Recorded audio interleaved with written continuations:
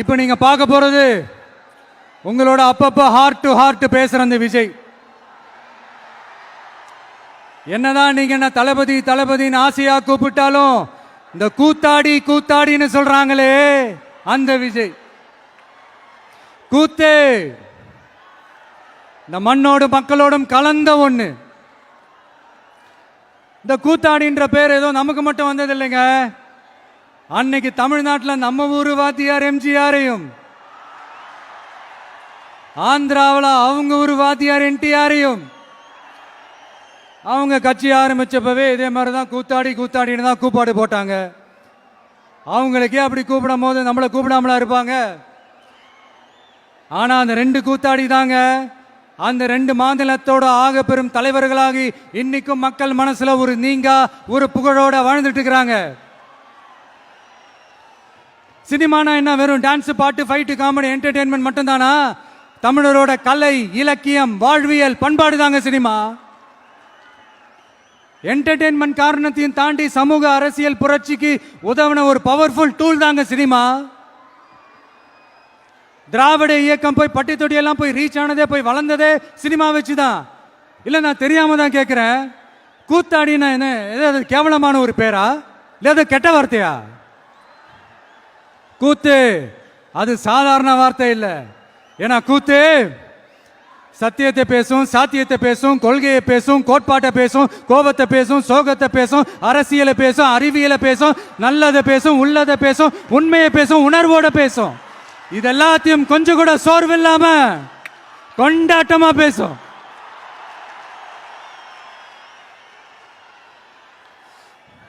கூத்து ஒரு கொண்டாட்டம்னா கூத்தாடி அந்த கொண்டாட்டத்தோட குறியீடு. கூத்தாடி உள்ள இருக்கிற அந்த கோபத்தையும் சோகத்தையும் யாராலையும் தெரிஞ்சுக்க முடியாது, புரிஞ்சுக்க முடியாது. அவனுக்குள்ள இருக்கிற அந்த கோபம் கொப்பளிச்சதுன்னா யாராலையும் அவனை கண்ட்ரோல் பண்ணவும் முடியாது. அவன் நினைச்சதை செஞ்சு முடிக்கிற வரைக்கும் நெருப்பு மாதிரிதான் இருப்பான். அதனாலதான் குறியீடா மாறின கூத்தாடியை பார்த்தா மக்கள் கூட்டம் கைத்தட்டும், கண்கலங்கும்.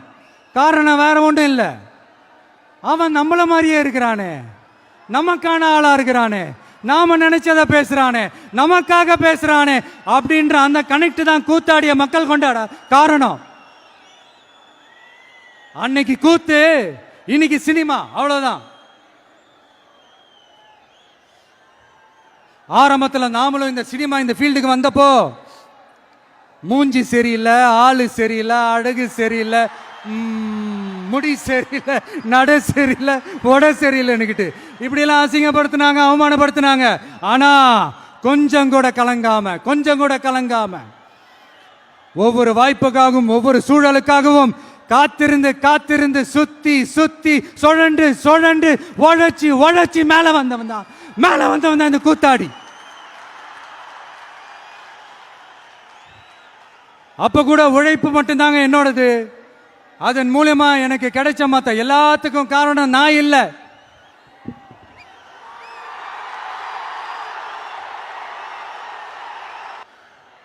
ஒவ்வொரு கட்டத்திலையும் ஒவ்வொரு மனுஷனுக்கு ஒரு டிரான்ஸ்ஃபர்மேஷன் ஒன்று வரும் பாருங்க.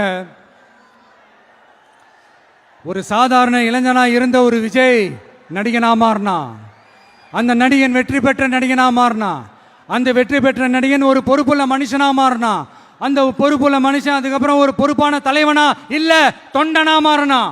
இன்னைக்கு அந்த ஒரு பொறுப்புள்ள தொண்டனா இன்னைக்கு இருக்கிறவன் நாளைக்கு தம்பி உனக்கெல்லாம் என்ன தெரியும், நீ எல்லாம் எப்படி தாக்கு பிடிப்ப, இந்த அரசியல் பெரிய அகழியாச்சு, அதுல தண்ணிக்குள்ள முழுகிட்டோம், தலையை தூக்கிக்கிட்டோம், வாயை பொழந்துக்கிட்டோம், இந்த ராட்சச முதலைகள்லாம் ரகமா இருக்குமே, இவங்களெல்லாம் தாண்டி நீ எப்படி கோட்டைக்குள்ள போவ, உன்னால முடியுமான்னு கேள்வி மேல கேள்வி. இந்த கேள்விகளுக்கெல்லாம் நம்ம ஸ்டைல்ல ஒரு குட்டி கதை ஒன்று சொல்லாமா?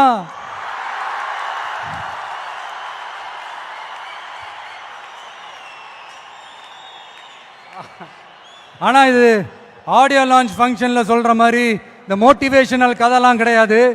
நம்மளுடைய ஸ்டாண்ட் என்ன, நம்ம எடுக்க போற டிசிஷன் என்னன்னு டெலிபரேட்டா சொல்ல போற கதை. சரிங்களா? ஒரு நாட்டில் ஒரு பெரிய போர் வந்துச்சான்.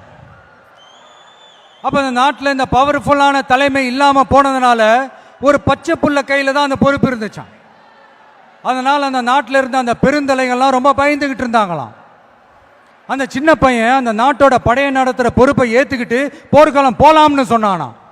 அப்ப அந்த பெருந்தலைகள்லாம், எப்பா நீயே சின்ன பையன், இது பெரிய போர்க்களம்ப்பா, அங்க பவர்ஃபுல்லான நிறைய எதிரிகள்லாம் இருப்பாங்கப்பா, களத்தில் அவங்களை சந்திக்கிறதெல்லாம் சாதாரணமான விஷயம் இல்லப்பா, சொன்னா கேளுப்பா, இது விளையாட்டு இல்ல, நீ பாட்டுக்கு குடுகுடுன்னு ஓடி விளையாடிட்டு திரும்ப குடுகுடுன்னு வீட்டுக்கு ஓடி வர்றதுக்கு. போர்னா படையை நடத்தணும், அதை விட முக்கியம் அத்தனை எதிரிகளையும் சமாளிச்சு போர்ல தாக்கு பிடிக்கணும், அதுக்கு மேல முக்கியம் அந்த போர்ல ஜெயிக்கணும். உனக்கு யாரோ கூட்டோ துணையோ இல்லாம நீ எப்படிப்பா அந்த போரை நடத்துவ, எப்படி ஜெயிப்ப அப்படின்னு எல்லா பெருந்தலைகளையும் கேட்டப்போ எந்த பதிலும் சொல்லாம போருக்கு தனியா தன் படையோட போன அந்த பாண்டிய வம்சத்தை சேர்ந்த அந்த பையன் என்ன செஞ்சான்னு சங்க இலக்கியத்துல ரொம்ப நல்லா தெளிவா சொல்லியிருக்காங்க. படிக்காதவங்க படிச்சு தெரிஞ்சுக்கங்க, இல்லைன்னா படிச்சவங்க கிட்ட கேட்டு தெரிஞ்சுக்கங்க.